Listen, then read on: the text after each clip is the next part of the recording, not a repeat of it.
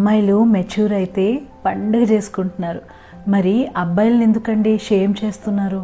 మీ ఇంట్లో ఒక అబ్బాయి ఉంటే వాళ్ళకి ఖచ్చితంగా తెలియాలి ఇది. 10 years దాటగానే అబ్బాయిల్లో వాయిస్ చేంజెస్ అవ్వడము, సడన్గా హైట్ పెరగడము, పింపుల్స్, స్కిన్ చేంజెస్ చాలా జరుగుతూ ఉంటాయండి. సో ఈ టైంలో యాజ్ అ పేరెంట్ మీరు ఈ 3 విషయాల్ని ఖచ్చితంగా ఇంప్లిమెంట్ చేయాలి. Number 1, respect privacy.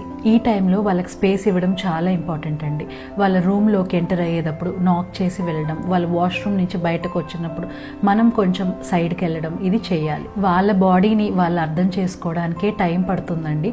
సో దీన్ని ఇన్వైట్ చేయకుండా ఉంటే బెటర్. సెకండ్ది, స్టాప్ షేమింగ్ దెమ్. నువ్వు ఒక వేస్ట్ ఫెలోవిరా, నీకేమీ రాదు, ఆ పక్కన అంకుల్ వాళ్ళ అబ్బాయి చూడు ఎన్ని మార్కులు తెచ్చుకున్నాడో, వాళ్ళు చూడు ఎన్ని స్పోర్ట్స్ ఆడుతున్నారో, ఇలా మీరు షేమ్ చేశారంటే ఇక వాళ్ళు మీతో షేర్ చేసుకోవడం కూడా ఆపేస్తారు. వాళ్ళ ఎమోషన్స్ని ఒక మిస్టేక్ లాగా ట్రీట్ చేయకండి. ఈ ఏజ్లోనే father role is very important అండి. మనం వాళ్ళని కంటిన్యూస్ షేమింగ్ చేశాము అని అంటే ఇక వాళ్ళ డెవలప్మెంట్ ఉండదు. ఇన్స్టెడ్ వాళ్ళతో కూర్చొని మంచిగా కౌన్సిలింగ్ ఇస్తే బెటర్. థర్డ్ది, క్రియేట్ అ సేఫ్ జోన్. అసలు పేరెంట్స్ దగ్గరే సేఫ్ జోన్ లేకపోతే ఇంకా వాళ్ళు ఎవరితో షేర్ చేసుకుంటారు?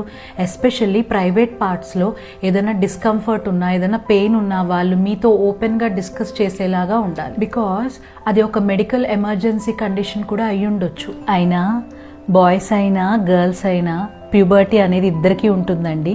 ఇద్దరు మన పిల్లలేగా. గర్ల్స్ని అర్థం చేసుకున్నట్టు బాయ్స్ని కూడా అర్థం చేసుకుంటే ఇంకా సొసైటీ బాగుంటుందండి. క్రైమ్ రేట్స్ కూడా తగ్గుతాయి. బాయ్స్ ప్యూబర్టీ గురించి ఇంకేమైనా డౌట్స్ ఉంటే నాకు కమెంట్ చేయండి. Share this reel with every boy parents.